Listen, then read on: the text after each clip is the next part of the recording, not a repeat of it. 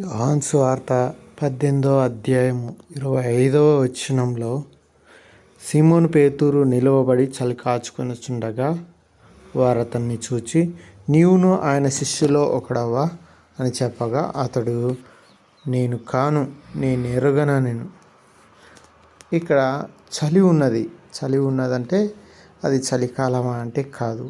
ఎందుకంటే వీళ్ళు పస్కా పండుగని నీసాన్ నెల అనే నెలలో జరుపుకుంటారు. ఆ నెల దేనికి సంబంధించినదంటే మార్చ్ ఏప్రిల్కి మధ్యలో ఉంటుంది ఈ నెల కనుక.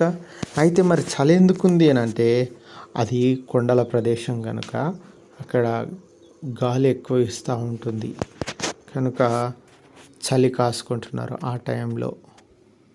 అక్కడ పేతురు చలి కాచుకుని వారితో ఉన్నాడు అక్కడ. అంటే వీళ్ళు మరి విశ్వాసులా అంటే కాదు. ఆ విశ్వాసులతో కూడా అక్కడ నిల్చుని ఉన్నప్పుడు వాళ్ళు అడిగే క్వశ్చన్లకి భయపడి ఆ విధంగా అబద్ధం ఆడవలసి వచ్చింది. ఒకవేళ అలాంటి అవిశ్వాసులతో నిలిచి ఉండకపోతే అలాంటి అబద్ధం మాట్లాడేవాడు కాదేమో. కానీ అలాంటి కొంత గ్రూపులతో, ఒక చెడ్డ గ్రూపులతో ఉన్నప్పుడు మనం కూడా అబద్ధాలు మాట్లాడాల్సి వస్తుంది. అలాంటి వారితో కూడా చలి కాసుకుని అలాంటి వారితో సహవాసం చేస్తూ ఉన్నప్పుడు కూడా. కనుక అందుకే కీర్తనల గ్రంథంలో ఉంటాడు, దుష్టుల మార్గమును నిలువక పాపులు అపహాసకులు కూర్చుండే చోట కూర్చుండక అన్నట్టు అంటాడు. కనుక మనం ఎక్కడ నిల్చున్నా, ఎక్కడ కూర్చున్నా కొంచెం జాగ్రత్త కలిగి ఉంటే మేలు. అయినను తాను యేసుక్రీస్తుని ఏం చేస్తున్నారో చూడడానికి ఆతురపడి వచ్చిన వ్యక్తిగా మనకు కనిపిస్తూ ఉన్నాడు. అయితే ఇక్కడ ఒక వ్యక్తి ఉన్నాడనమాట. ఆయన పేరేంటి అంటే, యేసుక్రీస్తు గెత్సెమనే తోటలో ఒకని చెవి నరికేస్తాడు.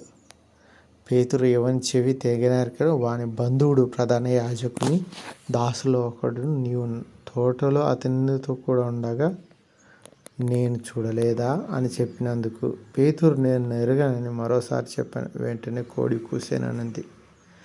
నిజంగా ఎంత నమ్మకం, ఎంత తెగింపు ఉందంటే, గెత్సెమనే తోటలో మా తండ్రిని, మా యేసుని నువ్వు పట్టుకుంటావా అని చెవినెత్తిగా నరికాడనమాట. అలాంటి వ్యక్తి ఇప్పుడు వచ్చేసరికి బొంకుతూ ఉన్నాడు. కొన్ని సిచ్యువేషన్స్ అలా మనల్ని తీసుకుని వెళ్తాయి. ఆయనను పేతురులో ఉన్న ఆశ, నా యేసయ్య ఏం చేస్తారో అనే ఆశతో ఉన్నాడు ఆయన. తన అవసరం కొద్దీ ఉండలేదు, కానీ యేసును ప్రేమించి యేసయ్య కోసమే అక్కడ ఉన్నాడు కనుక అన్యులతో ఆ విధంగా చెప్పవలసి వచ్చింది, అబద్ధం ఆడవలసి వచ్చింది. ఆయనను దేవుడు పేతురు మనసును ఎరిగినవాడు గనుక ఆయన మళ్ళీ పశ్చాత్తాపడి ఉన్నాడు.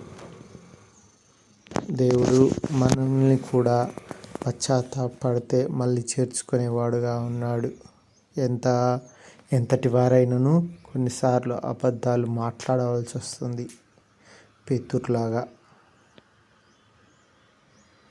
కానీ మళ్ళీ దేవుడు పశ్చాత్తాపడినప్పుడు చేర్చుకునే వ్యక్తిగా ఉన్నాడు. ఇది మనకు నిదర్శనం, సాదృశ్యంగా ఉంటుంది. దేవుడు ఈ వాక్యాన్ని దీవించునుగాక. ఆమేన్.